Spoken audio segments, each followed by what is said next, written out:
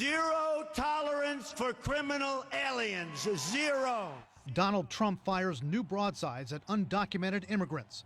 But just hours earlier, in his meeting with the Mexican president, a different side. It is a great honor to be invited by you, Mr. President. Tonight, new insights into how Donald Trump conducts himself, waging constant public battles. I'd like to punch him in the face. The revelations come in thousands of pages of documents just released by the Washington Post, a foundation for the new book Trump Revealed by Post journalist Michael Kranish and Mark Fisher. They give a fascinating account of one of Donald Trump's first lessons in bare-knuckle brawling in business and politics. Trump was in his mid-20s.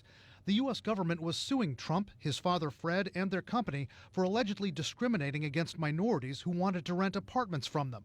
Around that time, Donald Trump had a fateful first meeting with a New York legend.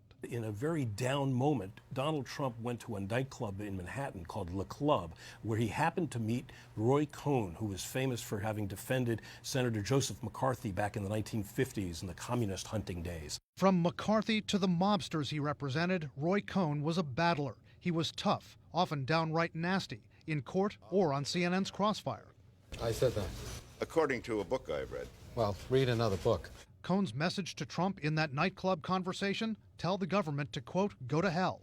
In that very first meeting, Cohn laid out for him his philosophy of how to fight back in a lawsuit, how to fight back against a federal investigation, and that was to hit back 10 times harder. A former lawyer for the government describes the atmosphere in court.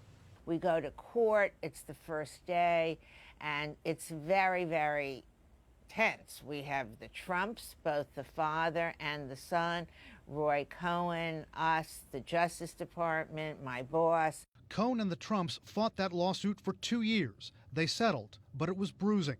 Case documents show one attempt by the government to get the Trumps to prove they weren't discriminating, quote, died a slow death.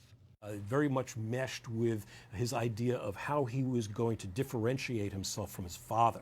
His father, Donald thought, should have moved from Brooklyn and Queens onto the much bigger stage of Manhattan, trying to make projects work in the most difficult, risky environment of all, and felt that his father was a little too risk-averse. But Mark Fisher says in Roy Cohn, Trump found someone who loved risk, just like he did. And Cohn opened Trump's eyes to another idea, which Trump, of course, employs so well to this day, how to use the media to your advantage with the philosophy that any publicity is good publicity.